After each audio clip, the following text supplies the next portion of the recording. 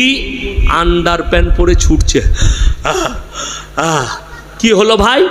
শৈশু গয়কার র কি সুগার। ডাক্তারে বলেছে 4 কিলোমিটার হাঁটবি। গত বছর আমাকে আপনার নদিয়া ডিস্ট্রিক্টের করিমপুর থেকে একজন ফোন করেছিল, আমাদের এখানে একজন ঘরে ঘরে মানুষকে বায়েত করছে, সে বলছে আমি ইমাম মেহেদি। আমরা তোমাদের ওখানে ফাটা বাস আছে, ফাটা বলে কেন? আমি ওকে 4 বাড়ি দাও, দেখো মাল বেরিয়ে যাবে। কি ভণ্ড নাকি? তো বাড়ি মারো। ইমাম মেহেদি সম্পর্কে একটা হাদিস শুনেলেন। ইমাম মেহেদি, আমি বলে গেলাম ইয়াসিন আমি ইমাম মেহেদি, এইভাবে ইমাম মেহেদি প্রকাশ হবে না। ইমাম মেহেদি একজন সাধারণ মানুষের মতো থাকবেন, দাড়িও থাকবে না, হয়তো প্যান্ট শার্টও পরবে, সাধারণ পোশাক পরবে। এক রাত্রির মধ্যে আল্লাহ তার পরিবর্তন ঘটাবেন। এক রাত্রির মধ্যে আল্লাহ পরিবর্তন ঘটাবেন। ক রাত্রির মধ্যে বললাম? এক রাত্রিতে। তারপরেই তিনি আত্মপ্রকাশ করবেন এবং তার আত্মপ্রকাশে আগে কিংবা সেই সময় ৩য় বিশ্বযুদ্ধ ঘটবে। দুঃখটা কোথায় শুনেলেন? কবরে যদি চাদর চড়ানো জায়েজ হতো, আল্লাহর রসুলের কবরটা আসমান পর্যন্ত হিরেমতি মুক্ত চাদরে ঢেকে যেত, ঠিক কিনা? নবীজির কবরে জায়েজ নেই, পৃথিবীর আর কোনো মৌলবি মোল্লা পীর ফকিরের কবরের জন্য জায়েজ হতে পারে না।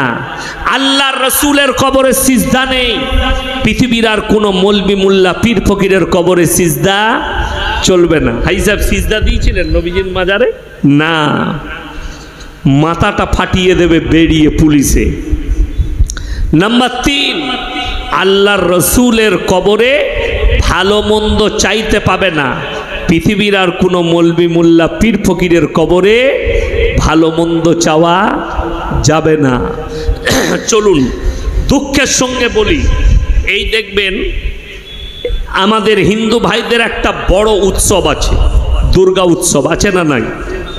আশীর্বাদ দেবো দুর্গা উৎসব ভালোভাবে কাটুক, আমরা হিন্দু মুসলিম একসঙ্গে বাস করি, শান্তির সঙ্গে কাটুক। কিন্তু সেই মাটির মূর্তি তৈরি করে সেখানে উপাসনা করা ইসলামী বিধানে, কোরআনের বিধানে, আল্লাহর বিধানে এটাকে শিরিক বলা হয়েছে। চলুন একজন নবীর কথা শুনেলেন, তিনি হচ্ছেন হযরতে ইব্রাহিম আলাইহিস সালাতু ওয়াস সালাম। ওনার আব্বাজানের 3টে কাজ ছিল। কটা কাজ বললাম বাবা? 3টে। মূর্তি তৈরি করা, মূর্তি বিক্রি করা, তার উপাসনা করা। এই 3টে কাজ ইব্রাহিম নবীর আব্বাজানের ছিল। কোরআনে আছে ইব্রাহিম নবী দাওয়াত দিলেন নিজের আব্বাকে, কি বলে? ইসকাল আলিয়া বিহি আবাতি লিমা তাবুদু মা লা ইয়াসমাউ ওয়ালা ইউবসিরু ওয়ালা ইউগনি আনকা শাইয়া। হে আমার আব্বাজান, আপনি কার উপাসনা করছেন? হাত পা নাড়তে পারে না, কথা বলতে পারে না, নিজস্ব কোনো ক্ষমতা নেই, এটা শয়তানের রাস্তা। আমার আল্লাহকে বিশ্বাস করুন, আমাকে নবী হিসাবে বিশ্বাস করুন।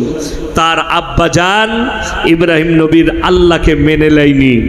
জায়গাটার নাম হচ্ছে 10 ঘোড়া। আমি জলসায় গেছি তো এই রকম দামি প্যান্ডেল, প্যান্ডেলের পাশে একটা বিরাট গাছ, গাছের গোড়ায় মাটির ঘোড়া রাখা আছে, আগরবাতি মোমবাতি ইত্যাদি ইত্যাদি রাখা আছে, একটা ট্যানা ল্যাপনানো আছে। আমি দেখলাম, স্টেজে গিয়ে বললাম, বাবা আপনাদের এখানে হিন্দু মুসলিম ভাইদের মধ্যে খুব মহব্বত, এখানে ওনারা পুজো পাঠ করেন আর আপনারা এখানে জালসা করছেন। 4-5টা যুবক বলছে, হুজুর ওটা আমাদের। আমরা তোরা কি করিস? বলে বুড়ো পীর সাহেব আছে, যা বুঝে করগা। মাটির মূর্তি তৈরি করে সিজদা করলে যদি শিরক হয়, তুমি মাটির ঘোড়া রেখে গাছতলায় সিজদা করলে এটা কেমন করে শরীয়ত হতে পারে? বড় কষ্ট লাগে। আল্লাহ ছাড়া এই পার্সোনাল প্রপার্টি কারোর কাছে রাখা যাবে না। যেমন আপনাদেরকে বলে দিই, এখানে যদি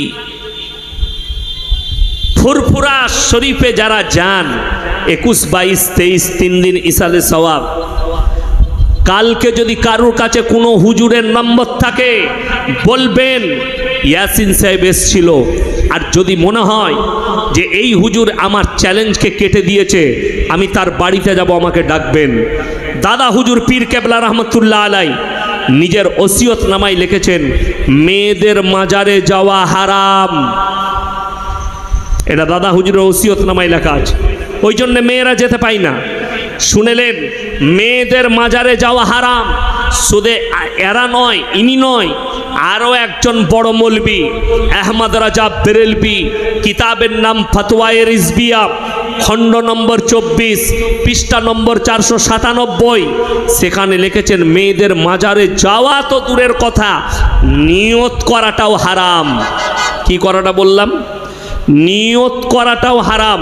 আগে চলুন, আচ্ছা বলুন, আপনাদের এখানে কোনো স্বামী মারা গেলে স্ত্রী কবরস্থানে যায়? বাপ মরে গেলে বিটি যেতে পায়? পাবে না আমাদের শরীয়তে। তাহলে ইয়াসিন মারা গেছে, আমার কবরে তোমার বউ কি করে যাবে? কথা বুঝাতে পারলাম? যদি নিজের স্বামীর কবরে না যেতে পাই, ইয়াসিন যত বড়ই পীর হয়ে যাক, আমার কবরে তোমার বউ কি করে যাবে? কবরস্থান পবিত্র জায়গা না অপবিত্র? পবিত্র জায়গা। তাহলে জেনে রেখে দেন, আজমিরের মাটিতে খাজা মঈনুদ্দিন চিশতি রহমতুল্লাহ আলাই যেখানে শুয়ে আছেন, ওটা কবরস্থান না কবরস্থান নয়? কবরস্থান। ওটা পবিত্র জায়গা না অপবিত্র? দুঃখের বিষয়, আমি নাম করব না, কিছু কিছু ফিল্মের আর্টিস্ট, কিছু কিছু দামি লোক নিজের বউকে নিয়ে আশীর্বাদ নিতে আসে, বিয়ের পরে কোনো ফিল্মের প্রমোশন করতে সেখানে আশীর্বাদ নিতে যায়, তাদেরকে কেউ প্রশ্ন করে না। পাক পবিত্রতা জানেন কাকে বলে? ফরজ গোসল কাকে বলে জানেন? আপনি পবিত্র কিনা জানেন? অথচ তাকে প্রবেশ করতে দিচ্ছেন অপবিত্র অবস্থায়। অথচ ইসলামী শরীয়তে আছে অপবিত্র অবস্থায় কবরস্থানে তোমরা প্রবেশ করো না। কবরস্থান হচ্ছে পবিত্র জায়গা। আমাদের বাপদাদা ইমানদার মুমিন ব্যক্তিরা সেখানে শুয়ে আছে। জোরে বলুন সুবহানাল্লাহ। আমার বলার উদ্দেশ্য একটাই, যেমন অনেক ব্যক্তি আজকে আমাদের সমাজ শেষ হয়েছে। ভারতের সব থেকে উঁচু পদটা কার? কে বললে?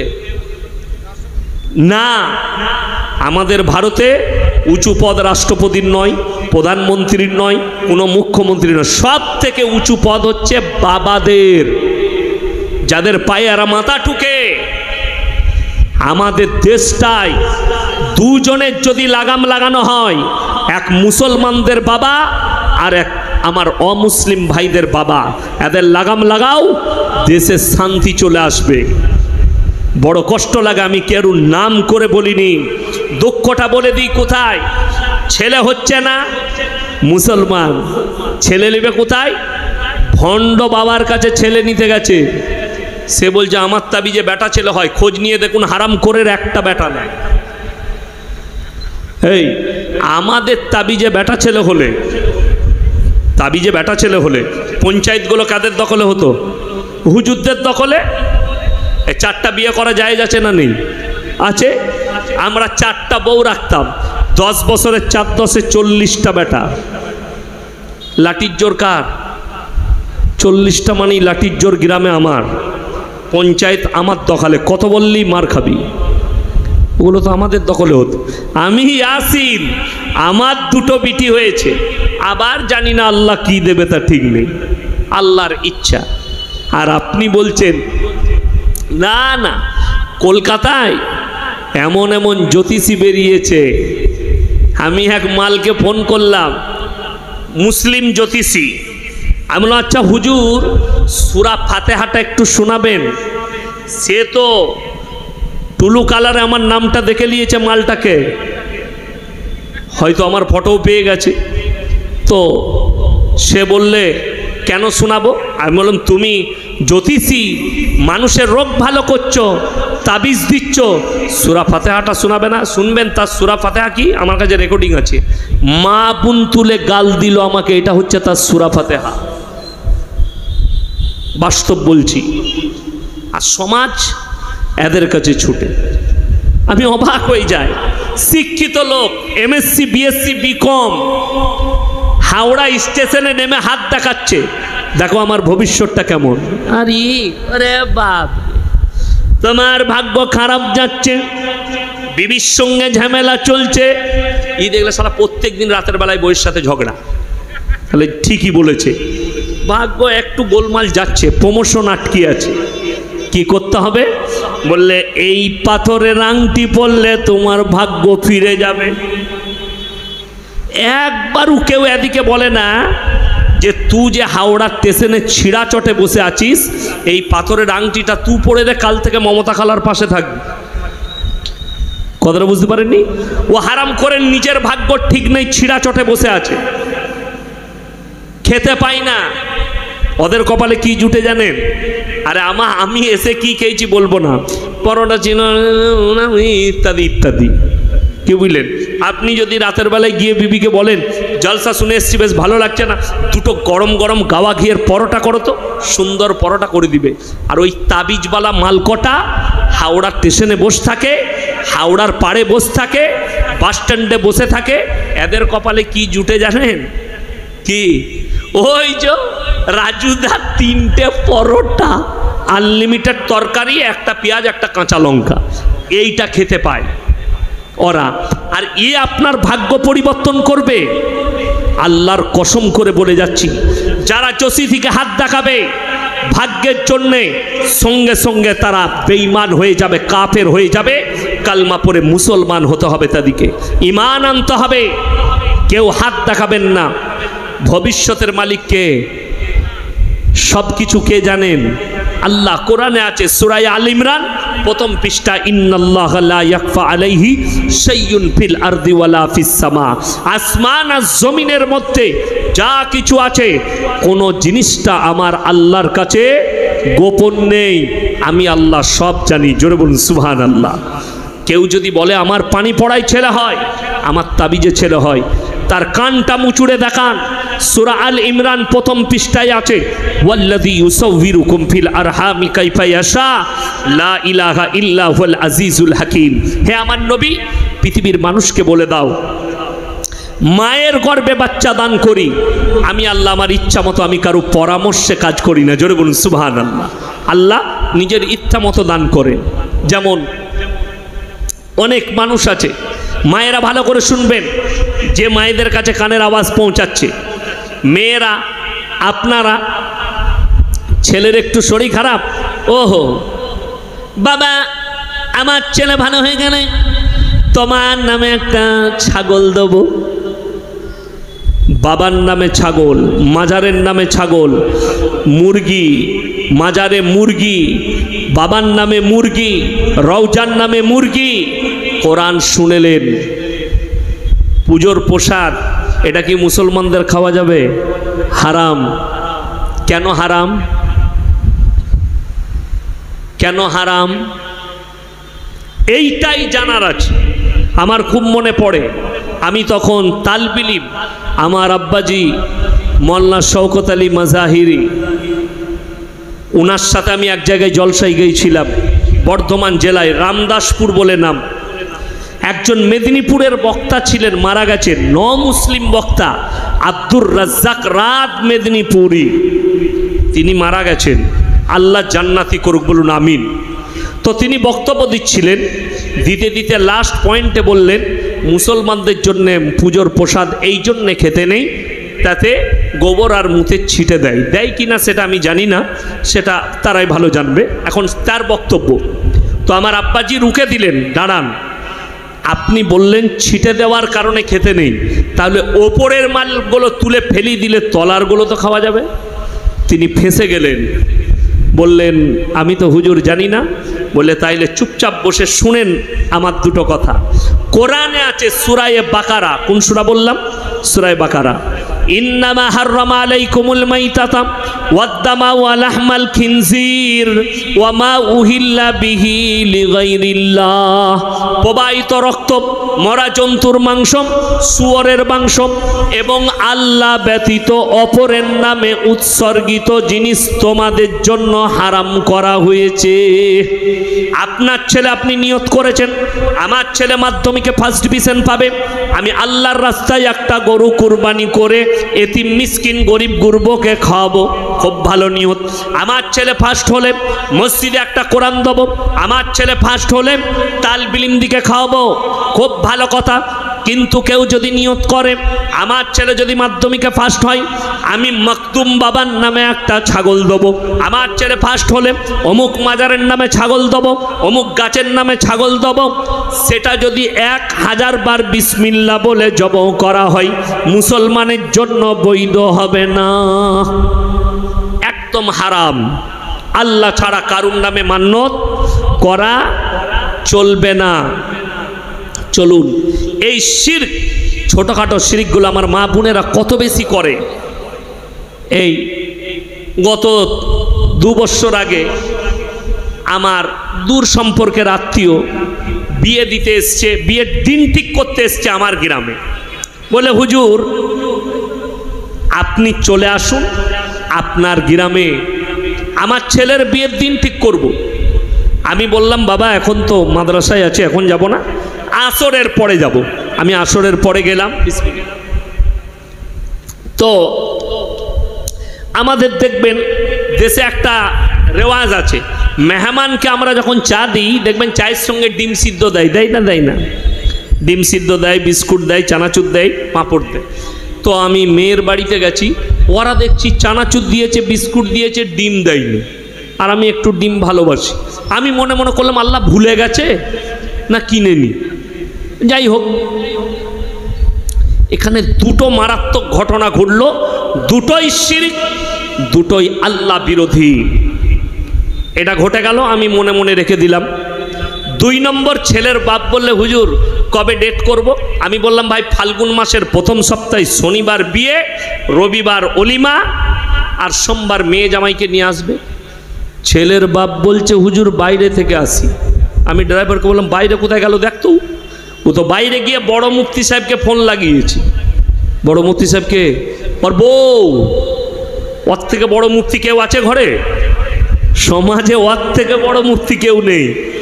ওই দিক থেকে বড় মুফতি সাহেব ফতোয়া দিচ্ছেন, বউ ফতোয়া দিচ্ছেন না, শনিবার বিয়ে দিলে শনি লেগে যাবে, যা বুঝে করবা। ওখানে আর আমার কথা চলে? বাতিল।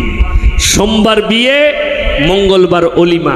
আমি মাগরিবের নামাজে দোয়া করলাম, আল্লাহ তুমি এই বিয়েটা ভেঙে দাও যদি তুমি আমাকে ভালোবাসো। আল্লাহর কসমেই দোয়া করেছি, আল্লাহ দোয়া কবুল করেছে। 1 মাস পরে বলছে হুজুর বিয়েটা ভেঙে গেছে। যেমন তোর বউকে জিজ্ঞেস কর, শনিবার তো নয়, এটা সোমবার ছিল, তাইলে শনিটা কোথায় লাগলো? কষ্টের বিষয়। এইগুলো হচ্ছে শিরক। আল্লাহ দিনের ওপরে বিশ্বাস করা, আল্লাহ সৃষ্টির ওপরে বিশ্বাস করা। আমি বাড়িতে গিয়ে আমার গিন্নিকে জিজ্ঞেস করলাম, হ্যাঁ গো ডিম দেয়নি কেন? বলে তুমি জানো না, মেয়েরা বলে ডিম দিলে বিয়ে ভেঙে যাবে। এমন আল্লাহ ডিমের পাওয়ার এত কি করে হলো বিয়ে ভেঙে দেবে? এই জুড়ি লাগানেওয়ালাকে, জুড়ি ভাঙনেওয়ালাকে আল্লাহ, তাহলে ডিম কি করে বিয়ে ভেঙে দেবে? শুধু এটা নয়, মুর্শিদাবাদের রেজিনগর বলে একটা জায়গায় জলসা করতে গেছি, মেয়েরা চিরকুট লেগেছে যে বিয়েতে জিলেবি দিলে নাকি বিয়ে ভেঙে যায়, প্যাঁচ লেগে যায়। আমরা আল্লাহ তাও হলো। আচ্ছা আমি বললাম, হ্যাঁ আমার মায়েরা, যদি জেলেবি দিলে বিয়েতে প্যাঁচ লেগে যায়, যে জেলেবি ছাঁকছে তৈরি করছে তার বেটা বেটি তো জীবনে বিয়ে হবে না, সে তো প্যাঁচ মেরিয়ে গেছে, তার প্যাঁচ মারা শেষ আছে। এইটা হচ্ছে কুসংস্কার এবং শিরক। আমার মায়েরা, এই ধরনের শিরক থেকে নিজেদিকে বাঁচাও।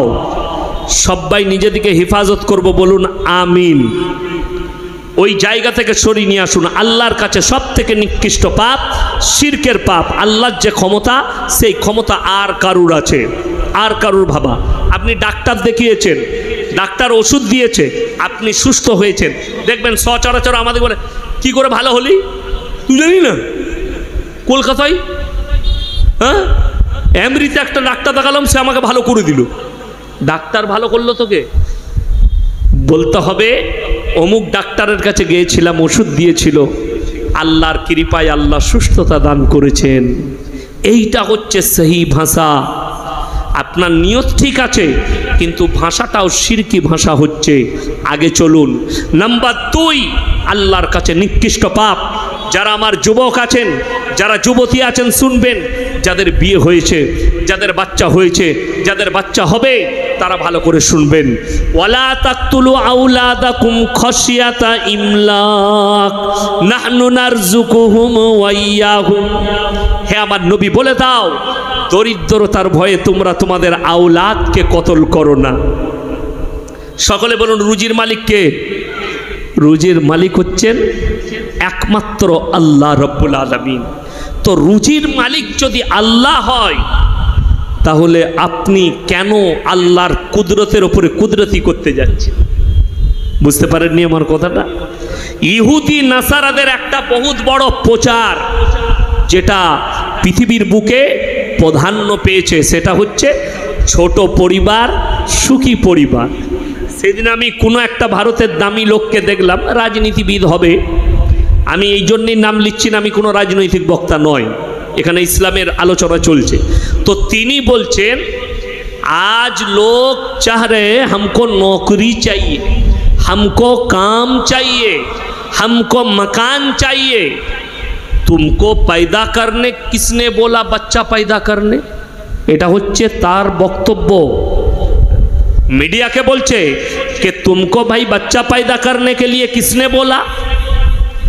अगर भाई हमें मिल जाते तो भाई को कहता, भाई तू अपने बाप से नहीं पूछा कि हमें क्यों पैदा किया? कदर बुझते पेरेছেন না পারেন? তুমি তোমার বাপকে জিজ্ঞেস করলে না যে আমাকে কেন পয়দা করেছো? বড় দুঃখের বিষয়, একটা হাদিস শুনিয়ে দিই এখানে। আল্লাহর রাসূল বললেন, হাদিসের মধ্যে আছে, কিয়ামতের মারাত্মক আলামতের মধ্যে একটা আলামত, অশিক্ষিত মূর্খরা দেশ চালাবে, পৃথিবীর নেতৃত্ব দিবে, আর শিক্ষিতরা চুপচাপ বসে দেখবে। আজকে কষ্টের বিষয় ওটাই। আজকে আপনি গোটা পশ্চিম বাংলা তাকিয়ে দেখুন, মাদ্রাসা মসজিদের সেক্রেটারি কমিটি মাতাল গাঁজাখোর সুদখোর, মাদ্রাসার সেক্রেটারি, মসজিদের সেক্রেটারি মাতাল গাঁজাখোর সুদখোর, লোকের মেরে পয়সা করেছে, সুদ খায়, লোকের মেরে নিয়ে চলে, ইমানদারি নেই, তারা গায়ের চড়ে মাদ্রাসা মসজিদের সেক্রেটারি। জেনে রেখে দেবেন, এটাই হচ্ছে কিয়ামতের মারাত্মক আলামত। চুরি করে পয়সা করেছে, লোকের মেরে পয়সা করেছে, দিয়ে মাথায় টুপি লাগিয়ে বলছে আমি আজকে মুমিন, দিয়ে গিয়ে দখল করেছে, মাদ্রাসার সেক্রেটারি হয়েছে, না হলে কেসিআর, মসজিদের সেক্রেটারি হয়েছে, না হলে কেসিআর। যার কারণে আজকে না আলেমদের মর্যাদা আছে, না ইলমের মর্যাদা আছে।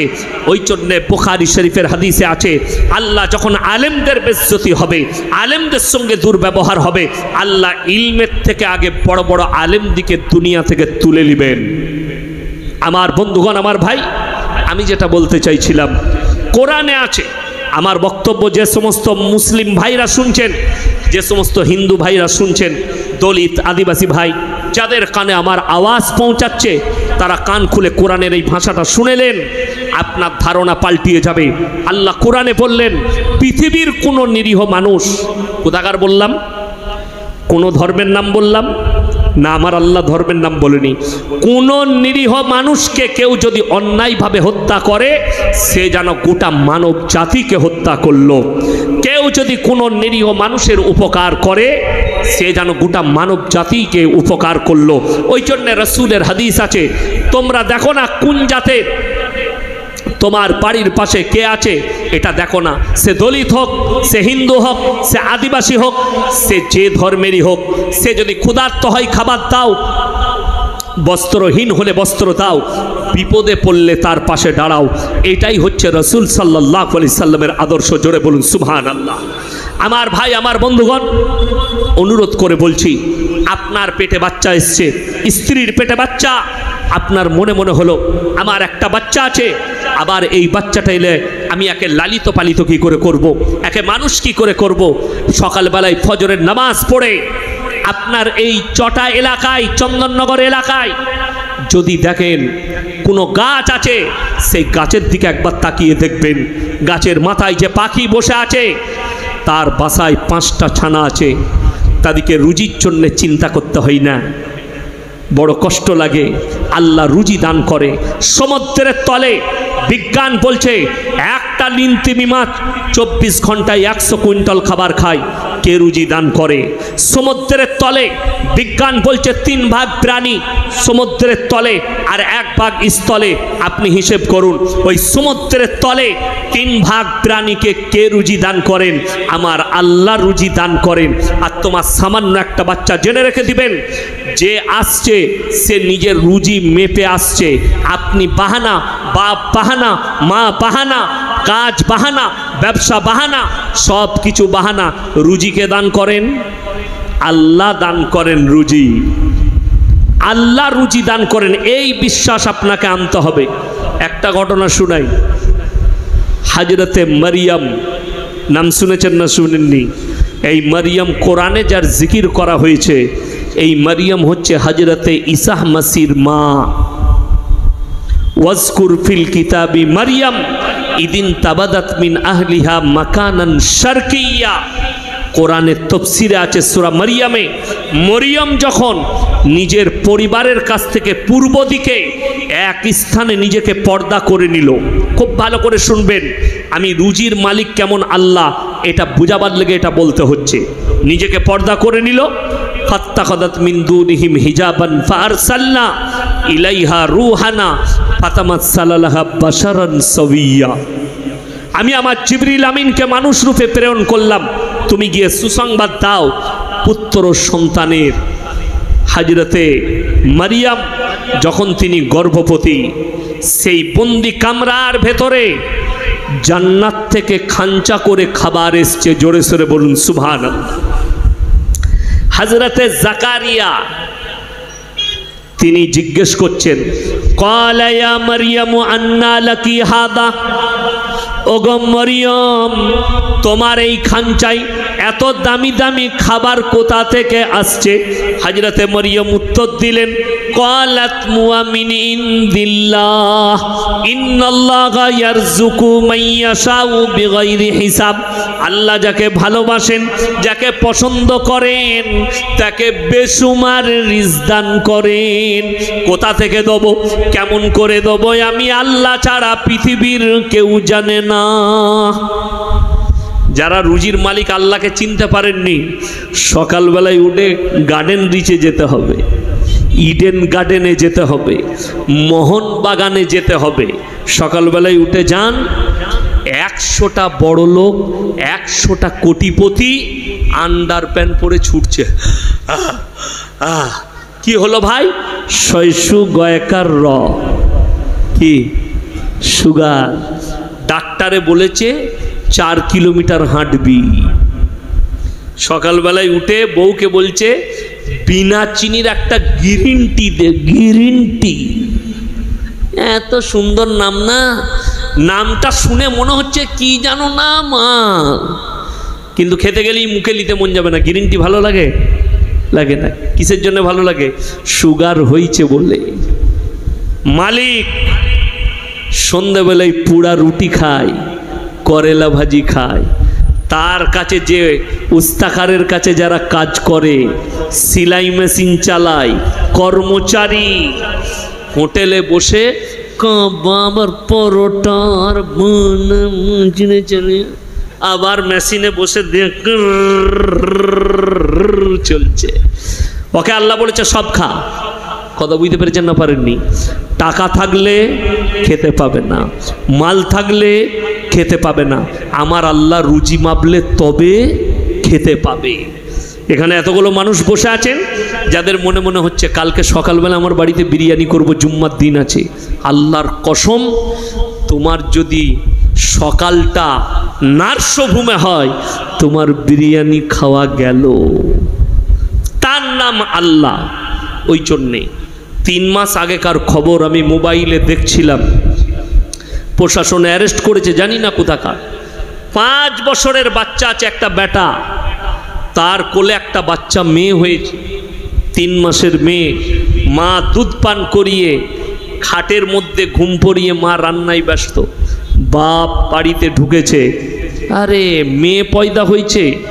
পাশেই পুকুর ছিল, জাইলা দিয়ে পা ধরে পুকুরে ছুঁড়ে ফেলিয়ে দিয়েছে, বাচ্চা মারা গেছে। যারা মনে মনে ভাবছেন হে আমার যুবক, হে আমার মা বোন, আমার পেটের বাচ্চাটা আমি ওষুধ আর ইঞ্জেকশন দিয়ে নষ্ট করে গলিয়ে দিয়েছি। পায়খানার চেম্বার নদ নদী নালায় পৌঁছে গেছে, পৃথিবীর কেউ জানে না আল্লাহ কি করে জড়ো করবেন। এটা তোমার শুধু মনের প্রশ্ন নয়, কোরআনকে জিজ্ঞেস করো। আজ থেকে 1400 বছর আগে রসুল আকরাম সাল্লাল্লাহু আলাইহি ওয়াসাল্লামকে বেঈমান কাফেররা জিজ্ঞেস করেছে, হে আল্লাহর নবী, আপনি বলুন, মানুষ মরে যাওয়ার পরে মাটির সাথে মিশে যায়, ছাই হয়ে যায়, পানি হয়ে যায়, আল্লাহ কেমন করে মানুষকে পুনরায় আবার জীবিত করবেন? আমার আল্লাহ উত্তর দিলেন এত সুন্দর, হে আমার নবী, আমি কসম খাচ্ছি কিয়ামতের দিনের, লা উকসিমু বিয়াউমিল কিয়ামাহ, আমি কসম খাচ্ছি কিয়ামতের দিনের, ওয়ালা উকসিমু বিন নাফসিল লাওয়ামা, আরও আমি কসম খাচ্ছি ওই সমস্ত আত্মার, আয়াহসাবুল ইনসানু আল্লান নাজমা ইদামা বালা কাদিরিনা আলা আন নুসাউইয়া বানানা বাল ইউরিদুল ইনসানু লিয়াবজুরা আমামা। হে নবী বলে দাও, যারা বলছে আল্লাহ মানুষকে কেমন করে পুনরায় জীবিত করবেন, শুধু তাদের আকৃতি নয়, তাদের আঙ্গুলেতে হাতেতে যে দাগগুলো লকিরগুলো আছে, আমি এইভাবে তাদেরকে দাঁড় করাতে পরিপূর্ণ সক্ষম।